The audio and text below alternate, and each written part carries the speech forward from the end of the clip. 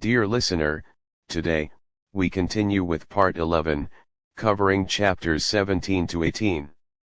If you're enjoying the audiobook, please like, share, and subscribe to my channel to stay updated on upcoming parts and other informative content. Chapter 17. For a week the amount of virtue in the old house would have supplied the neighborhood. It was really amazing, for everyone seemed in a heavenly frame of mind, and self-denial was all the fashion. Relieved of their first anxiety about their father, girls insensibly relaxed their praiseworthy efforts a little, and began to fall back into old ways. They did not forget their motto, but hoping and keeping busy seemed to grow easier, and after such tremendous exertions, they felt that endeavor deserved a holiday, and gave it a good many. Joe caught a bad cold through neglect to cover the shorn head. Enough, and was ordered to stay at home till she was better, for Aunt March didn't like to hear people read with colds in their heads. Joe liked this, and after an energetic rummage from garret to cellar, subsided on the sofa to nurse her cold with arsenicum and books. Amy found that housework and art did not go well together, and returned to her mud pies. Meg went daily to her pupils, and sewed, or thought she did, at home, but much time was spent in writing long letters to her mother, or reading the Washington dispatches over and over. Beth kept on, with only slight relapses into idleness or grieving. All the little duties were faithfully done each day, and many of her sisters also, for they were forgetful, and the house seemed like a clock whose pendulum was gone a-visiting. When her heart got heavy with longings for mother or fears for father, she went away into a certain closet, hid her face in the folds of a dear old gown, and made her little moan and prayed her little prayer quietly by herself. Nobody knew what cheered her up after a sober fit, but everyone felt how sweet and helpful Beth was, and fell into a way of going to her for comfort or advice in their small affairs.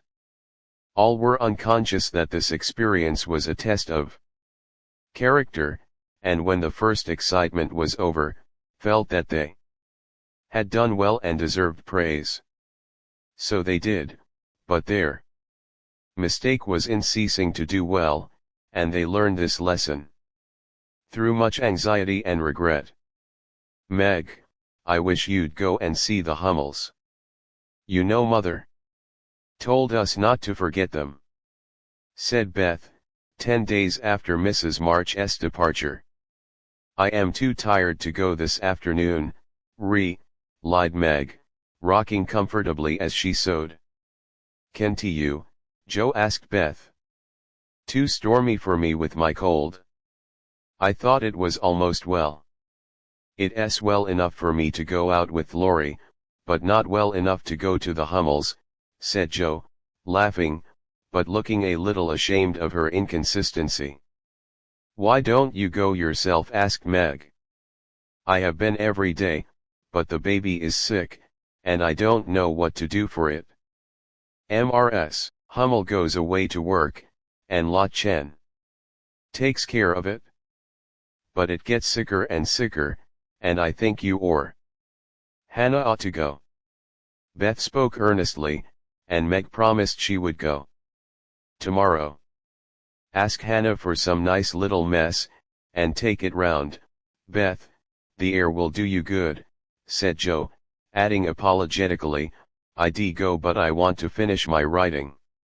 My head aches and I'm tired, so I thought maybe some of you would go, said Beth. Amy will be in presently, and she will run down for us, suggested Meg. So Beth lay down on the sofa, the others returned to their work, and the Hummels were forgotten. An hour passed.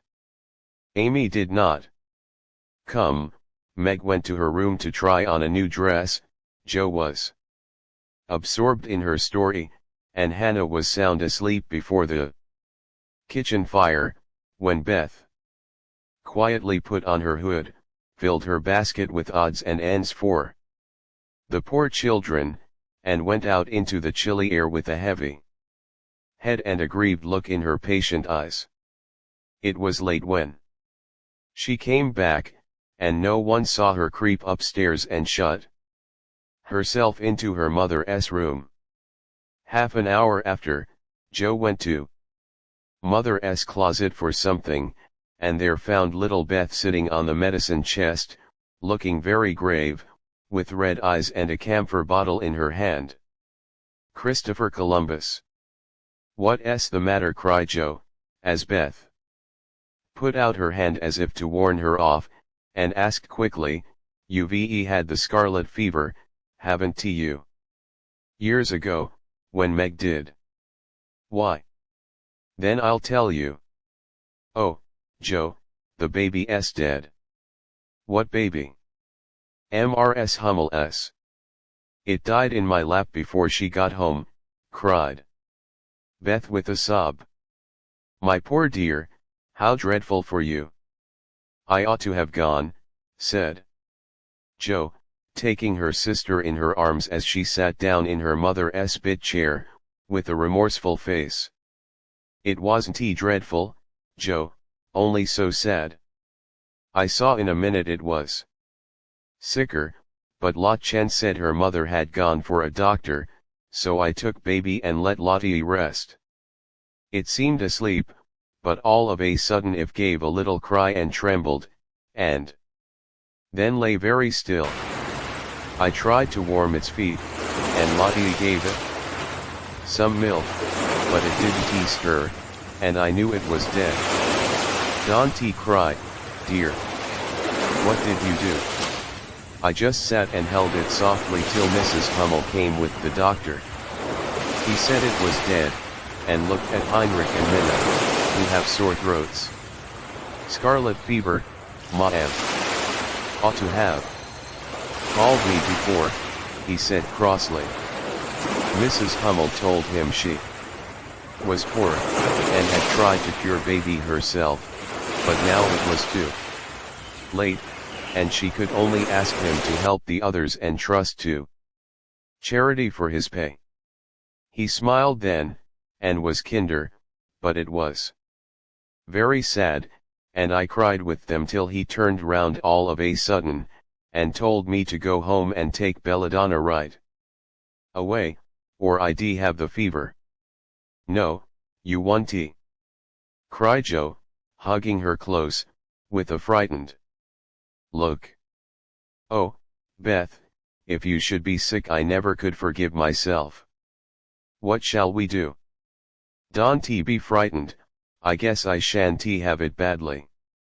I looked in Mother's book, and saw that it begins with headache, sore throat, and queer feelings like mine, so I did take some belladonna, and I feel better, said Beth, laying her cold hands on her hot forehead and trying to look well. "If Mother was only at home!" exclaimed Joe, seizing the book, and feeling that Washington was an immense way off. She read a page, looked at Beth, felt her head, peeped into her throat, and then said gravely, "You've been over the baby every day for more than a week, and among the others who are going to have it, so I'm afraid you are going to have it, Beth. I'll call Hannah, she knows all about sickness. Don't let Amy come. She never had it, and I should hate to give it to her. Can't you and Meg have it over again?" asked Beth, anxiously. "I guess not. Don't care if I do. Serve me right, selfish pig, to let you go, and stay writing rubbish myself," muttered Joe, as she went to consult Hannah. The good soul was wide awake in a minute, and took the lead at once, assuring that there was no need to worry, everyone had scarlet fever, and if rightly treated, nobody died, all of which Joe believed, and felt much relieved as they went up to call Meg. "Now I'll tell you what we'll do," said Hannah, when she had examined and questioned Beth. "We will have Dr. Bangs, just to take a look at you, dear, and see that we start right. Then we'll send Amy off to Aunt March's for a spell, to keep her out of harm's way, and one of you girls can stay at home and amuse Beth for a day or two." "I shall stay, of course, I'm oldest," began Meg, looking anxious and self-reproachful. "I shall, because it's my fault she is sick. I told mother I'd do the errands, and I haven't tea," said Joe decidedly. "Which will you have, Beth? There ain't no need of but one, aid." "Hannah." "Joe, please." And Beth leaned her head against her sister with a contented look, which effectually settled that point. "I'll go and tell Amy," said Meg, feeling a little hurt, yet rather relieved on the whole, for she did not like nursing, and Joe did. Amy rebelled outright, and passionately declared that she had rather have the fever than go to Aunt March. Meg reasoned, pleaded, and commanded, all in vain. Amy protested that she would not go, and Meg left her in despair to ask Hannah what should be done. Before she came back, Laurie walked into the parlor to find Amy sobbing, with her head in the sofa cushions. She told her story, expecting to be consoled, but Laurie only put his hands in his pockets and walked about the room, whistling softly, as he knit his brows in deep thought. Presently he sat her down beside her, and said, in his most wheedlesome tone, "Now be a sensible little woman, and do as they say. No, don't cry, but hear what a jolly plan I've got. You go to Aunt March's, and I'll come and take you out every day, driving or walking, and we'll have capital times. Won't that be better than moping here?" "I don't wish to be sent off as if I was in the way," began Amy, in an injured voice. "Bless your heart, child, it's to keep you well. You don't want to be sick, do you?" "No, I'm sure I don't, but I dare say I shall be, for I've been with Beth all the time." "That's the very reason you ought to go away at once, so that you may escape it. Change of air and care will keep you well, I dare say, or if it does not entirely, you will have the fever more lightly. I advise you to be off as soon as you can, for scarlet fever is no joke, miss. But it's dull at Aunt March's, and she is so cross," said Amy, looking rather frightened. "It won't be dull with me popping in every day to tell you how Beth is, and take you out gollivanting. The old lady likes me, and I'll be as sweet as possible to her, so she won't peck at us, whatever we do. Will you take me out in the trotting wagon with Puck? On my honor as a gentleman. And come every single day. See if I don't. And bring me back the minute Beth is well, the identical minute. And go to the theater, truly a dozen theaters, if we may." "Well, I guess I will," said Amy slowly. "Good girl. Call Meg, and tell her you'll give in," said Laurie, with an approving pat, which annoyed Amy more than the giving in. Meg and Joe came running down to behold the miracle which had been wrought, and Amy, feeling very precious and self-sacrificing, promised to go, if the doctor said Beth was going to be ill. "How is the little dear?" asked Laurie, for Beth was his especial pet, and he felt more anxious about her than he liked to show. She is lying down on Mother's bed, and feels better. The baby's death troubled her, but I dare say she has only got cold. Hannah says she thinks so, but she looks worried, and that makes me fidgety, answered Meg. What a trying world it is, said Jo, rumpling up her hair in a fretful way. No sooner do we get out of one trouble than down comes another. There doesn't seem to be anything to hold on to when Mother's gone, so I'm all at sea. Well, don't make a porcupine of yourself, it isn't becoming.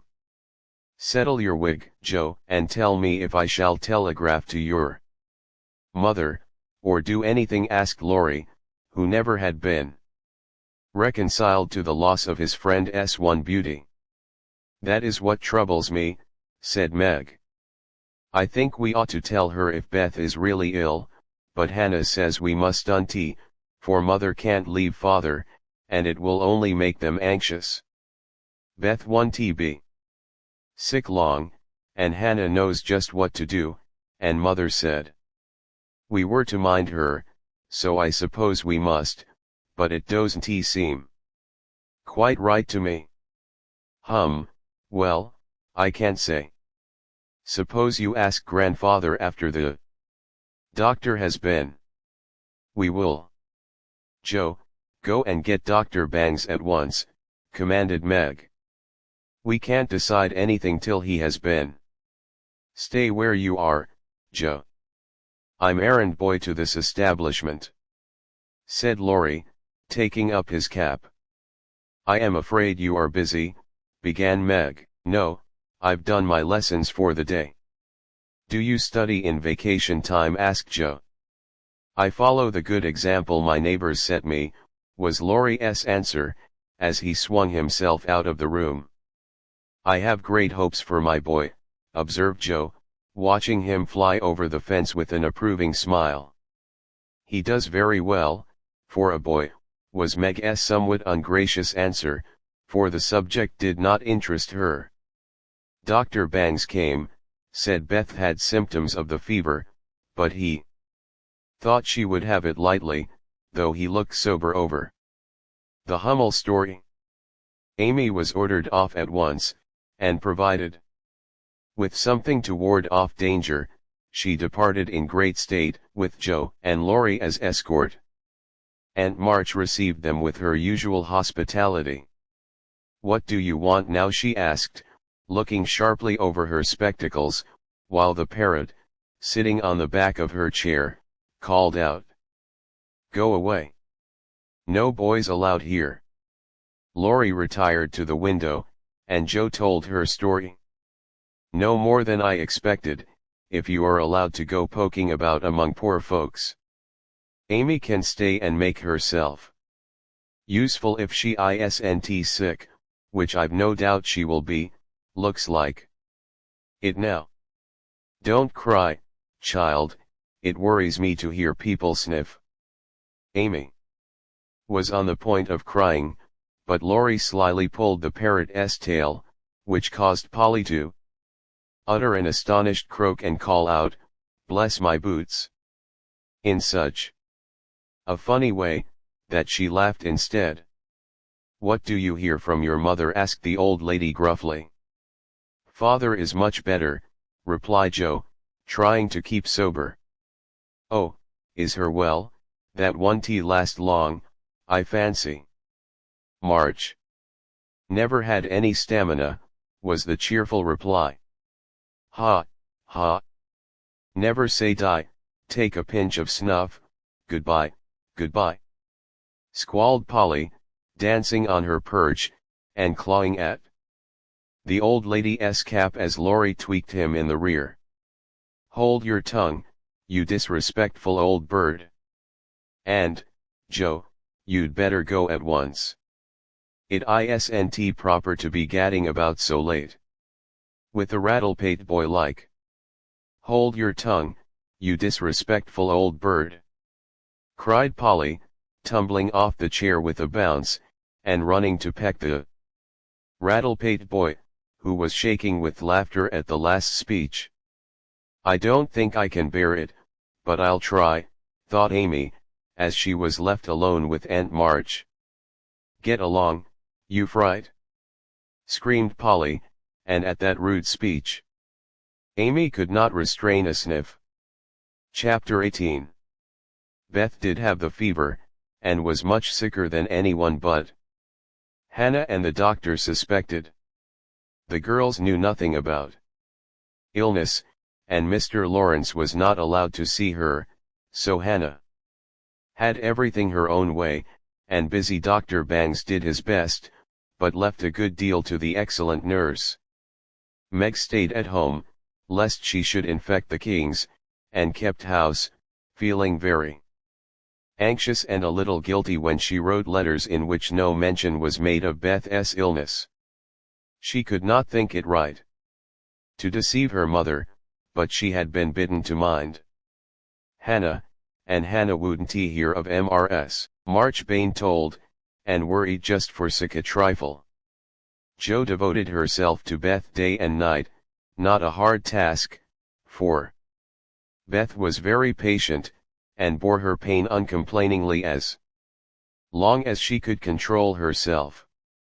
But there came a time when, during the fever fits, she began to talk in a hoarse, broken voice, to play on the coverlet as if on her beloved little piano, and try to sing with a throat so swollen that there was no music left, a time when she did not know the familiar faces around her, but addressed them by wrong names, and called imploringly for her mother.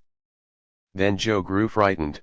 Meg begged to be allowed to write the truth, and even Hannah said she would think of it, though there was no danger yet. A letter from Washington added to their trouble, for Mr. March had had a relapse, and could not think of coming home for a long while. How dark the days seemed now, how sad and lonely the house, and how heavy were the hearts of the sisters as they worked and waited, while the shadow of death hovered over the once happy home. Then it was that Margaret, sitting alone with tears dropping often on her work, felt how rich she had been in things more precious than any luxuries money could buy in love, protection, peace, and health, the real blessings of life. Then it was that Jo, living in the darkened room, with that suffering little sister always before her eyes and that pathetic voice sounding in her ears, learned to see the beauty and to sweetness of Beth's nature, to feel how deep and tender a place she filled in all hearts, and to acknowledge the worth of Beth's unselfish ambition to live for others, and make home happy by that exercise of those simple virtues which all may possess, and which all should love and value more than talent, wealth, or beauty. And Amy, in her exile, longed eagerly to be at home, that she might work for Beth, feeling now that no service would be hard or irksome, and remembering, with regretful grief, how many neglected tasks those willing hands had done for her. Laurie haunted the house like a restless ghost, and Mr. Lawrence locked the grand piano, because he could not bear to be reminded of the young neighbor who used to make the twilight pleasant for him. Everyone missed Beth. The milkman, baker, grocer, and butcher inquired how she did. Poor Mrs. Hummel came to beg pardon for her thoughtlessness and to get a shroud for Minna. The neighbors sent all sorts of comforts and good wishes, and even those who knew her best were surprised to find how many friends shy little Beth had made. Meanwhile she lay on her bed with old Joanna at her side, for even in her wanderings she did not forget her forlorn protégé.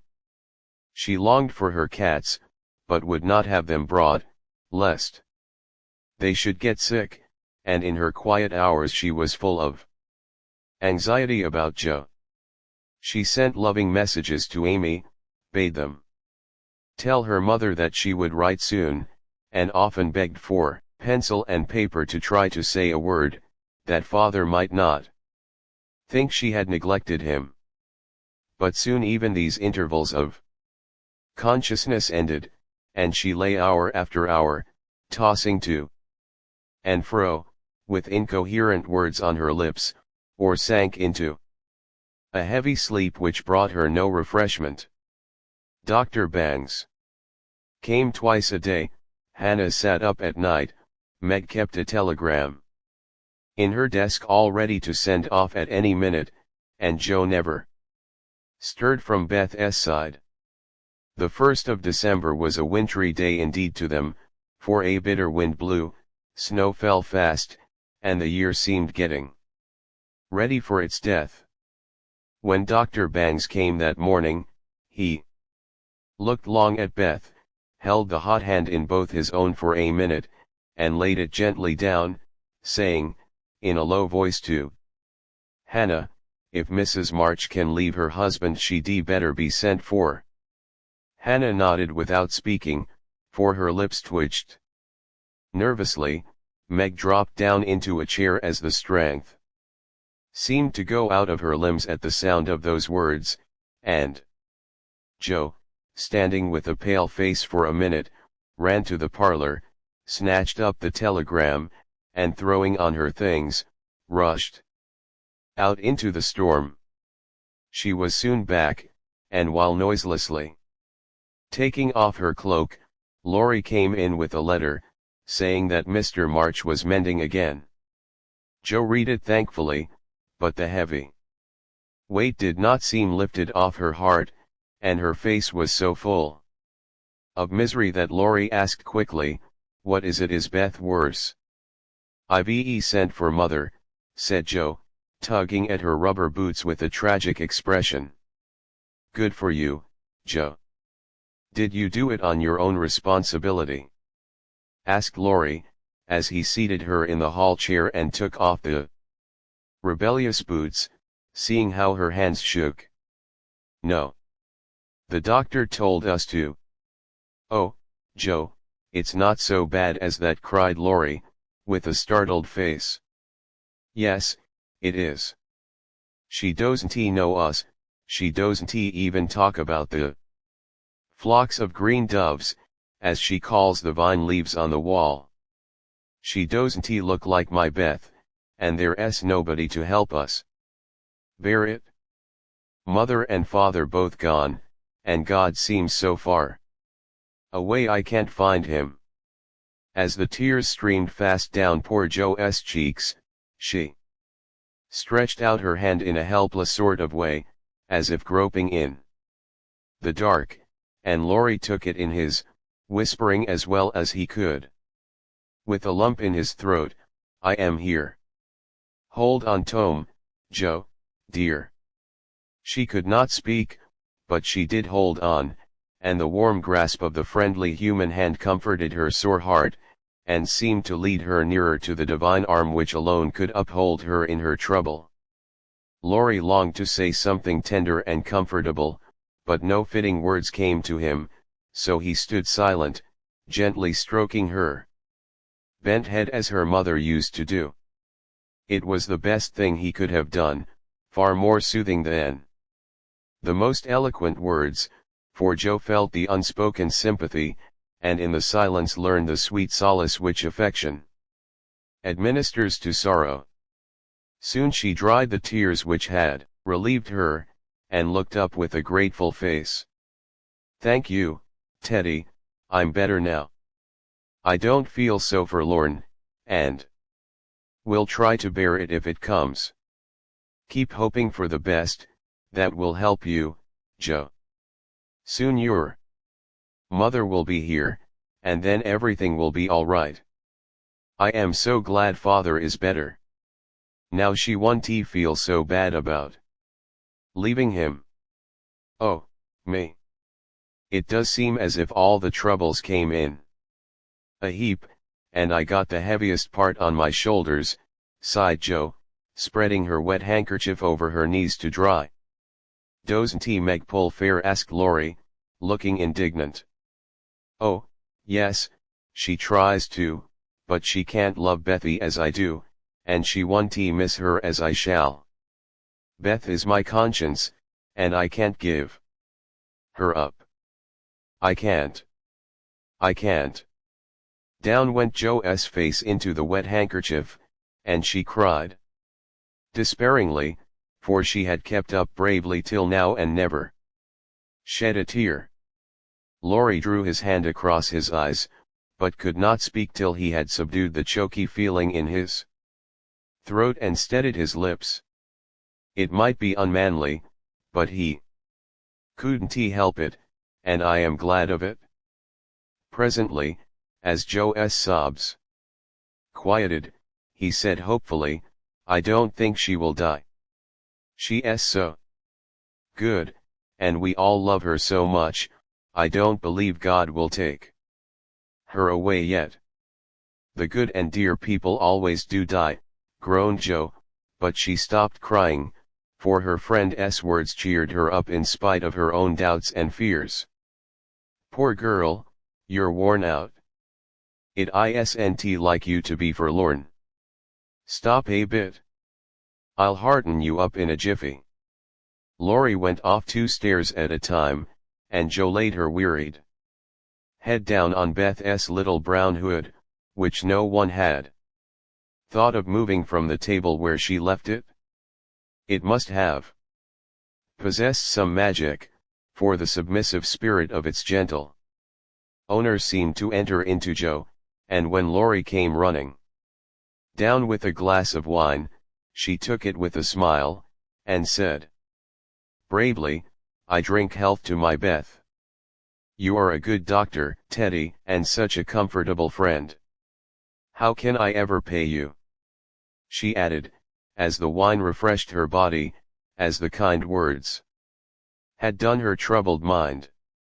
I'll send my bill, by and by, and tonight I'll give you something that will warm the cockles of your heart better than quarts of wine, said Laurie, beaming at her with a face of suppressed satisfaction at something. What is it? cried Jo, forgetting her woes for a minute in her wonder. I telegraphed to your mother yesterday, and Brooke answered she'd come at once, and she'll be here tonight, and everything will be all right. Aren't you glad I did it? Laurie spoke very fast, and turned red and excited all in a minute, for he had kept his plot a secret, for fear of disappointing the girls or harming Beth. Jo grew quite white, flew out of her chair, and the moment he stopped speaking she electrified him by throwing her arms round his neck, and crying out, with a joyful cry, Oh, Laurie! Oh, Mother! I am so glad! She did not weep again, but laughed hysterically, and trembled and clung to her friend as if she was a little bewildered by the sudden news. Laurie, though decidedly amazed, behaved with great presence of mind. He patted her back soothingly, and finding that she was recovering, followed it up by a bashful kiss or two, which brought Jo round at once. Holding on to the banisters, she put him gently away, saying breathlessly, Oh, don't. I didn't mean to, it was dreadful of me, but you were such a dear to go and do it in spite of Hannah that I couldn't help flying at you. Tell me all about it, and don't give me wine again, it makes me act so. I don't mind, laughed Laurie, as he settled his tie. Why, you see I got fidgety, and so did Grandpa. We thought Hannah was overdoing the authority business, and your mother ought to know. She'd never forgive us if Beth. Well, if anything happened, you know. So I got Grandpa to say it was high time we did something, and off I pelted to the office yesterday, for the doctor looked sober, and Hannah most took my head off. When I proposed a telegram. I never can bear to be lorded over, so that settled my mind, and I did it. Your mother will come, I know, and the late train is in at 2 a.m. I shall go for her, and you've only got to bottle up your rapture, and keep Beth quiet till that blessed lady gets here. Laurie, you're an angel. How shall I ever thank you? Fly at me again. I rather liked it, said Laurie, looking mischievous, a thing he had not done for a fortnight. No, thank you. I'll do it by proxy, when your grandpa comes. Don't tease, but go home and rest, for you'll be up half the night. Bless you, Teddy, bless you. Jo had backed into a corner, and as she finished her speech, she vanished precipitately into the kitchen, where she sat down upon a dresser and told the assembled cats that she was happy, oh, so happy. While Laurie departed, feeling that he had made a rather neat thing of it. That's the interferingest chap I ever see, but I forgive him and do hope Mrs. March is coming right away, said Hannah, with an air of relief, when Jo told the good news. Meg had a quiet rapture, and then brooded over the letter, while Jo set the sick room in order, and Hannah knocked up a couple of pies in case of company unexpected. A breath of fresh air seemed to blow through the house, and something better than sunshine brightened the quiet rooms. Everything appeared to feel the hopeful change. Beth's bird began to chirp again, and a half-dash lone rose was discovered on Amy's bush in the window. The fires seemed to burn with unusual cheeriness, and every time the girls met, their pale faces broke into smiles as they hugged one another, whispering encouragingly, "Mother's coming, dear. Mother's coming." Everyone rejoiced but Beth. She lay in that heavy stupor, alike unconscious of hope and joy, doubt and danger. It was a piteous sight, the once rosy face so changed and vacant, the once busy hands so weak and wasted, the once smiling lips quite dumb, and the once pretty, well-kept hair scattered rough and tangled on the pillow. All day she say so, only rousing now and then to mutter, "Water," with lips so parched they could hardly shape the word. All day. Jo and Meg hovered over her, watching, waiting, hoping, and trusting in God and Mother, and all day the snow fell, the bitter wind raged, and the hours dragged slowly by. But night came at last, and every time the clock struck, the sisters, still sitting on either side of the bed, looked at each other with brightening eyes, for each hour brought help nearer. The doctor had been in to say that some change, for better or worse, would probably take place about midnight, at which time he would return. Hannah, quite worn out, lay down on the sofa at the bed's foot and fell fast asleep. Mr. Lawrence marched to and fro in the parlor, feeling that he would rather face a rebel battery than Mrs. March's countenance as she entered. Laurie lay on the rug, pretending to rest, but staring into the fire with the thoughtful look which made his black eyes beautifully soft and clear. The girls never forgot that night, for no sleep came to them as they kept their watch, with that dreadful sense of powerlessness which comes to us in hours like those. "If God spares Beth, I never will complain again," whispered Meg earnestly. "If God spares Beth, I'll try to love and serve him all my life," answered Jo, with equal fervor. "I wish I had no heart, it aches so," sighed Meg, after a pause. If life is often as hard as this, I don't see how we ever shall get through it, added her sister despondently. Here the clock struck 12, and both forgot themselves in watching Beth, for they fancied a change passed over her wan face. The house was still as death, and nothing but the wailing of the wind broke the deep hush. Weary Hannah slept on, and no one but the sisters saw the pale shadow which seemed to fall upon the little bed. An hour went by, and nothing happened, except Laurie's quiet departure for the station. Another hour, still no one came, and anxious fears of delay in the storm, or accidents by the way, or, worst of all, a great grief at Washington, haunted the girls.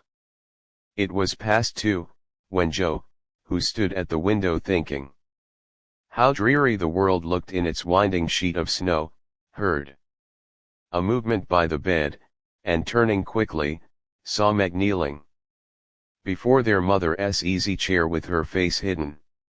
A dreadful fear passed coldly over Joe, as she thought, Beth is dead, and Meg is afraid to tell me.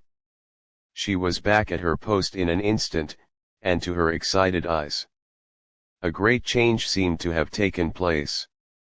The fever flush and the look of pain were gone, and the beloved little face looked so pale and peaceful in its utter repose that Joe felt no desire to weep or to lament. Leaning low over this dearest of her sisters, she kissed the damp forehead with her heart on her lips, and softly whispered, "Goodbye, my Beth. Goodbye." As if awaked by the stir, Hannah started out of her sleep, hurried to the bed, looked at Beth, felt her hands, listened at her lips, and then, throwing her apron over her head, sat down to rock to and fro, exclaiming, under her breath, "The fever-'s turned, she's sleepin' nat'ral, her skin's damp, and she breathes easy. Praise be given. Oh, my goodness me." Before the girls could believe the happy truth, the doctor came to confirm it. He was a homely man, but they thought his face quite heavenly when he smiled and said, with a fatherly look at them, "Yes, my dears, I think the little girl will pull through this time. Keep the house quiet, let her sleep, and when she wakes, give her." What they were to give, neither heard, for both crept into the dark hall, and, sitting on the stairs, held each other close, rejoicing with hearts too full for words.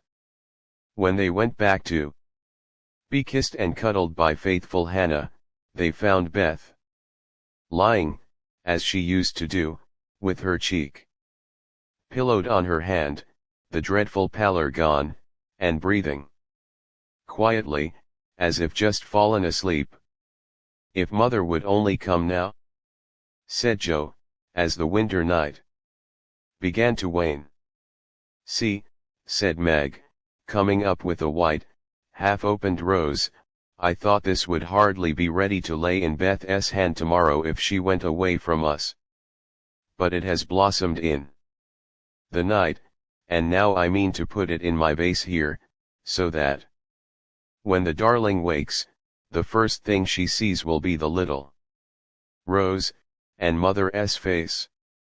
Never had the sun risen so beautifully, and never had the world seemed so lovely as it did to the heavy eyes of Meg and Joe, as they looked out in the early morning, when their long, sad vigil was done. "It looks like a fairy world," said Meg, smiling to herself, as she stood behind the curtain, watching the dazzling sight. "Hark!" cried Joe, starting to her feet. Yes, there was a sound of bells at the door below, a cry from Hannah, and then Laurie's voice saying in a joyful whisper, "Girls, she's come. She's come."